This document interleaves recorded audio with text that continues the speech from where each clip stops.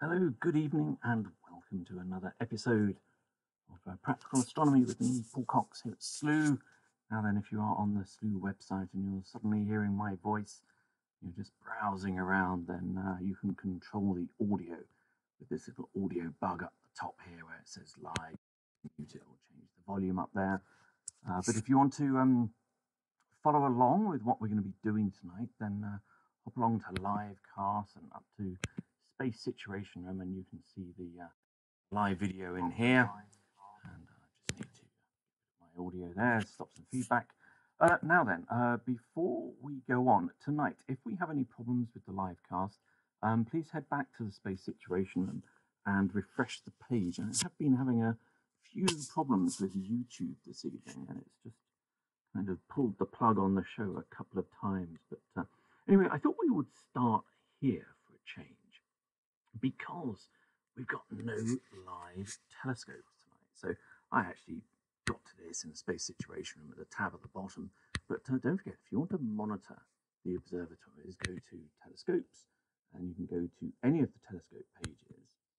And if you scroll down, you can then see the Information tab window. And here you can see the time of everything.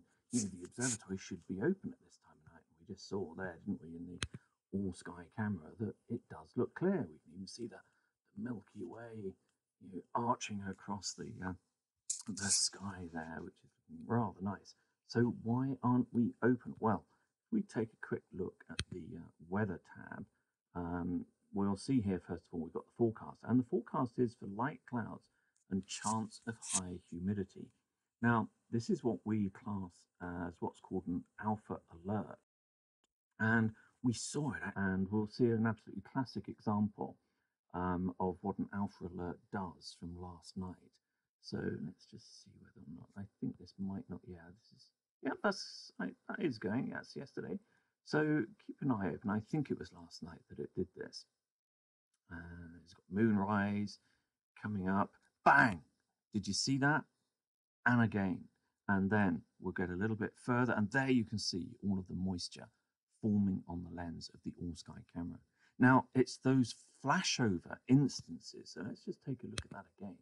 So there we are. Looks like a beautiful sky, just like it does tonight. Moonrise, bang, and here we go. Flash of moisture, 100% humidity, with such immediacy that the weather station, even though it's constantly sending out a stream of data, it can't send the data out quick enough and for that to be processed and the domes to close in order to protect the domes fast enough. So that's why we have to stay closed. So if you see the weather forecast saying chance of high humidity, then that is why. It's a nice little flash. If you take a look just here, there's a little flash there. It looks like that doesn't look like a cosmic ray hit. So it's just right of center here. Bang! There it is. Might be a tiny meteor. So they normally appear a bit longer than that. But anyway, so you can always check out the time lapse. But that is why we're looking at the sky tonight. But unfortunately, we're seeing the domes close. But let's have a look, see what the weather forecast is like for the weekend. It wasn't very good. Yeah, so light clouds. So light clouds, partly cloudy skies will often open under that.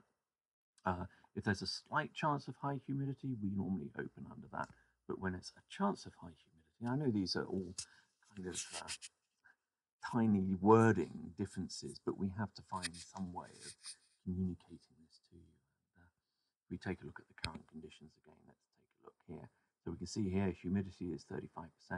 But if we looked at it last night, just before that flashover of 100% humidity, it was probably reading 35 back then as well.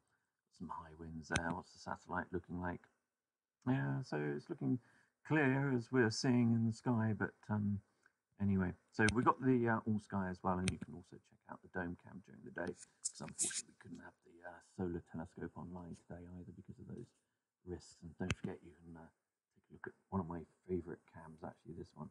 It's unfortunately offline today, but the Pico del Teide cam, looking down from the very peak of the volcano down onto the Observatory del Teide, which is where all of the telescopes are on this little ridge down here that I'm pointing to, 8,000 feet, 2,000 meters above sea level. And that's basically what we're seeing in this entire image. You know, that horizon, that's all sea. It's the Atlantic Ocean.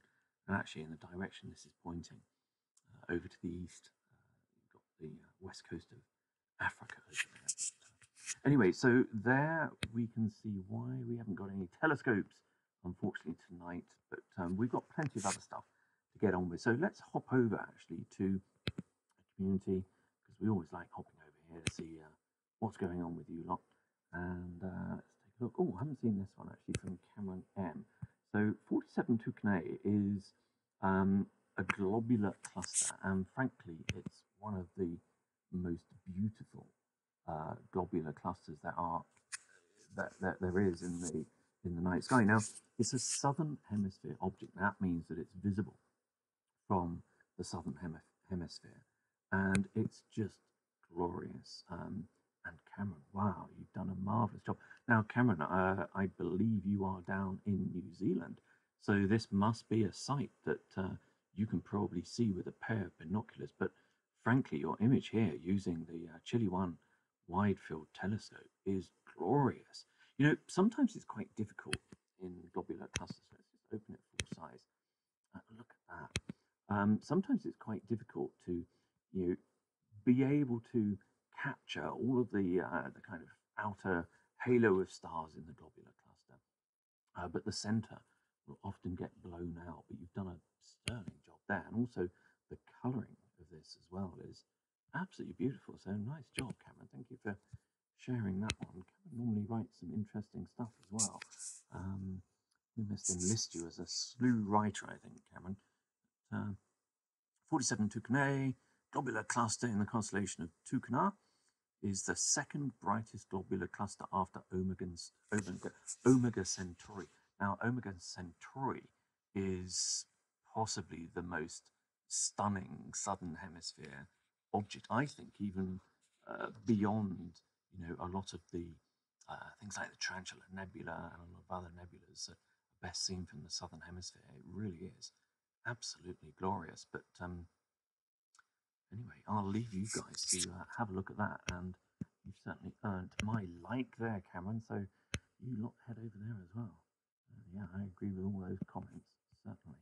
So let's just hop back, see what else you lot have been talking about.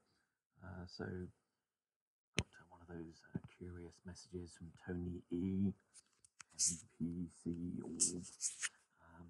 That's if you see some of these strange messages, and we talked about this a while ago, we hop down here, we will see. There's another one there, but you'll see stuff like this. Here we go. So ZTFO1YU and Bernd has posted that, and Tony's replied to it. They are the